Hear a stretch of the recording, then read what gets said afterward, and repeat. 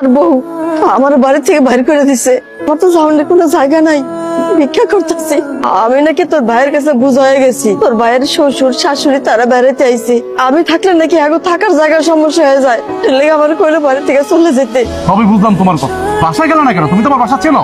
আমি চাই না আমার লেগে তোকে ফ্যামিলি তো ওরা ভালো থাক, আমি এইটাই চাই। আমার নিয়ে কোনো চিন্তা করিস না বাজার। তোমার পাইছি আমি এতদিন পরে, এখন আমার বাসা চলো। বাসা যাবে মানে? আর বাসা যাবে কেন যাবে? তোমার মাকে কি এমনি এমনি বের করে দিছে তোমার ভাইয়ের বউ? নিশ্চয়ই কিছু করছে, আর নাহলে অকারণ তোকে বের করে দেয় না। আর তুমি কিভাবে মনে করলা ঠিকই কি আমি আমার বাসায় নিয়ে উঠাবো? কোনোদিনও না। তোমার ছোট ভাইয়ের বউ যেহেতু রাখতে পারেনি, আমি কেন রাখবো? কখনোই না।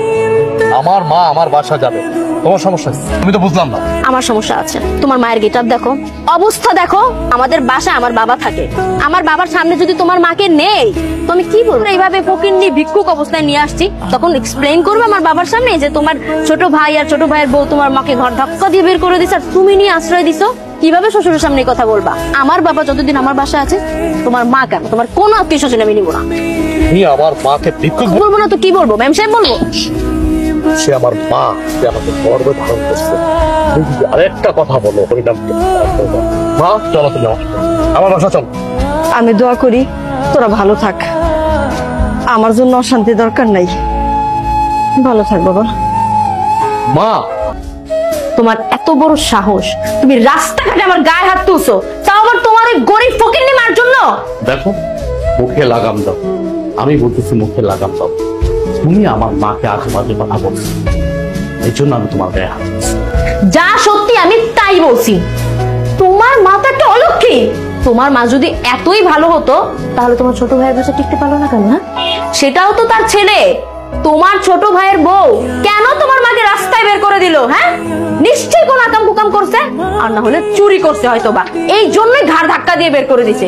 আর তুমি কিভাবে ভাবলা এরকম একটা চোরকে আমি আমার তুমি আমার মাকে আজে বাজে কথা বলার আগে তোমার বাপ তো আমাদের বাড়িতে থাকে, তাই না?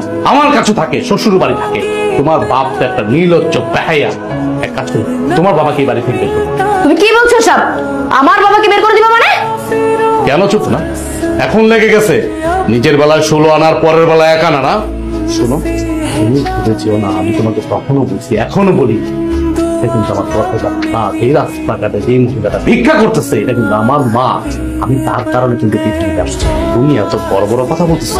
পারবে তুমি তোমার বাবাকে এই বাড়ি থেকে চলে যেতে? তুমি যেমন পারবে না, ঠিক আমিও তেমন পারবো না। আমার মা রাস্তায় ভিক্ষা করতেছে, আমি এটা দেখবো? পৃথিবীর কোনো পুরুষ পোলা এটা দেখবে তাকায় তাকায়া? তার মাকে অবশ্যই বাসায় নিয়ে আসবে।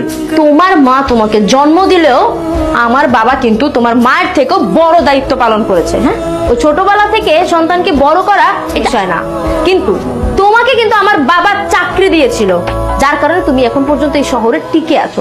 গ্রাম থেকে উঠে আসছিলা, ভুলে গেছো তুমি? আমার বাবাকে যদি তুমি এই বাড়ি থেকে বের করে দেওয়ার কথা বলো, তাহলে ওটা হলো তোমার অকৃতজ্ঞতা, বুঝতে পারছো?